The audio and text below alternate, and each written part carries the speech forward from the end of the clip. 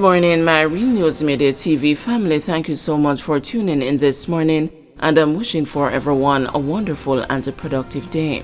And in the news this morning, elderly man allegedly chops a teen during argument in Hanover. An elderly man accused of chopping a teen during an argument in the Montpelier district in Sandy Bay, Hanover, has been charged with wounding with intent. Charged is 67-year-old Aggle Streets, otherwise called the Border, a carpenter of Montpelier district in the parish. It is reported that on Monday about 3:07 p.m., Streets and a 15-year-old boy had an altercation which escalated. During the argument, Streets reportedly chopped the teen with a machete. The boy was assisted to the hospital where he was treated and released, the police said. A report was made to the police and a statement collected from the teen which implicated Streets. The man was subsequently arrested and charged. A court date for him is being finalized. Man charged after admitting to killing a car wash operator in Westmoreland. A man has been charged after he admitted to stabbing a car wash operator to death during an argument in Roetown, Westmoreland on Saturday, July 13. Charged with murder is 27-year-old Rhys Wilson of Gordon District, White House, Westmoreland, and the Park Mountain District in St. Elizabeth. Dead is 27-year-old Simarius Smith, otherwise called Marco, of Gordon District in Westmoreland. It is reported that about 1:20 p.m., an argument developed between Smith and Wilson. During the melee, Wilson reportedly pulled a knife and stabbed Smith several times. Smith was assisted to the hospital where he was pronounced dead. Wilson was taken into custody after the incident and was charged on Tuesday, July 16, following his admission to committing the crime. His court date is being arranged. Cops identify person of interest in entertainer Medic's murder. The police have identified persons of interest in the disappearance and the subsequent murder of dancehall artist and holistic entrepreneur Stephanie Medic Williams. The announcement follows last month's disclosure that the skeletal remains of a body discovered by law enforcers in a cane field in St. Catherine on February 14, 2024 were those of the entertainer. This was confirmed through a post-mortem and the DNA samples. Other forensic tests confirmed that her cause of death was due to gunshot wounds, resulting in the case being upgraded from a missing persons case to a murder investigation. When asked by reporters for an update on the case at the Tuesday's quarterly police media briefing, Deputy Commissioner of Police in charge of the crime and the security portfolio, Fitzbailey, said that the probe remains active.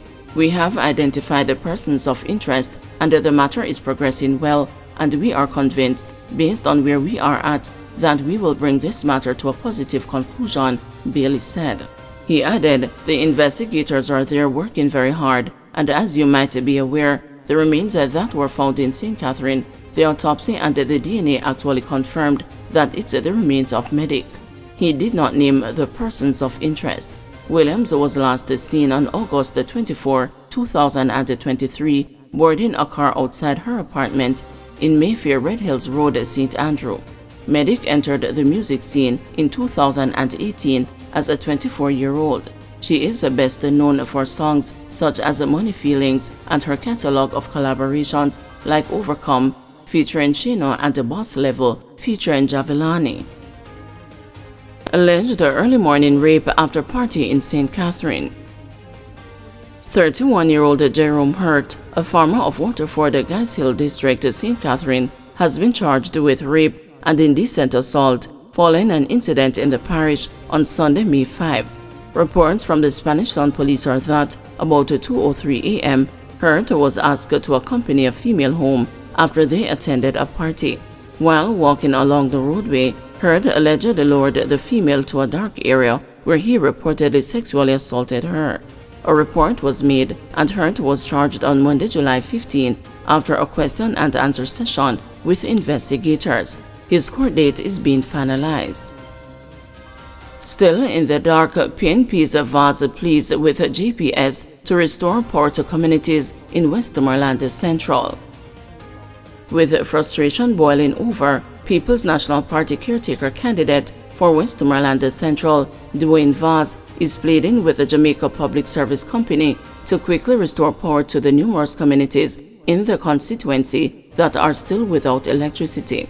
In a statement on Wednesday, Vaz expressed a deep concern over the prolonged absence of electricity in the constituency. The areas have been without power since the passing of Hurricane Beryl on July 3, 2024. For the past 2 weeks, residents have endured a dreadful experience, with many still left in the dark, Vaz said. He gave a listing of the communities that are still without electricity. In the Cornwall Mountain Division, Boggy Road, Cave, Scott Hill, Highgate, Abeokuta and Water Wheel. In Petersfield Division, Bastard Cedar Walk, Roaring River, Maras, Fort William, Williamsfield, Porter's Mountain, Granger Content, Glenbrook, Friendship, Bird Mountain, Pullet Lane, sections of the Shoeberry Housing Scheme, and the main road from Petersfield to Hertford. In the North Savannah Lamar Division, Beckford Street, Barclay Street, Mallers Avenue, Chantilly, sections of Strathbogie, Torrington, Amity, sections of Landalo, Shawlin and the Dunbar's River. In the Savannah Lamar Division, Ricketts Avenue, Segree Street, and the sections of Pentecost Lane. In the Frome Division, Bath, Banbury, Barham, Hertford, Piper's Corner, sections of Tulsi Lane, Geneva, Fuller's Field, Bamboo, Blackheath Road, George's Plain, Poppy Street, George's Plain, and the Ricketts River, Frome. Vaz said residents in these communities feel neglected by the GPS and are frustrated with the failure to restore electricity. He said their frustration is compounded by reports from residents that persons have been charging them to restore power in some areas. This situation has left many in a vulnerable state, with numerous individuals suffering losses primarily due to food spoilage, he said. The PNP caretaker candidate is urging the JPS to take immediate action to restore electricity in the affected communities as quickly as possible. IC Director ready to help police move forward in shooting probe. The Director of Corruption Prevention at the Integrity Commission, Ryan Evans, says he is ready to move forward with the probe into last year's shooting incident. Deputy Commissioner in charge of crime Fitzbailey, during a press conference on Tuesday, said Mr. Evans has not been cooperating with the police in the investigation. Mr. Evans was attacked and shot in the car park of the agency in New Kingston on September 21 when he arrived for work. His attackers also robbed him of a suitcase containing cash. Speaking Tuesday with the news, Mr. Evans said he has been traumatized by the event. In February, the police made contact with me, and I went into the police station and I actually gave a statement. I actually went through point by point and prepared a written statement. No, I didn't sign the statement at the time because I'm still traumatized by the event and I wanted time to peruse the matter. Time overtook the matter, and I'm prepared to proceed now, having massaged the issues, and I'm ready. I was traumatized, and I'm still dealing with the matter. Every morning I'm reminded of the matter. In terms of walking by the same area, it's a traumatic period, and I'm still handling.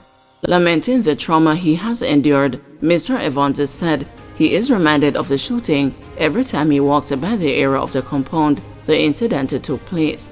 However, the Integrity Commission Director said he is now ready to proceed and will reach out to the police to help move the investigation along.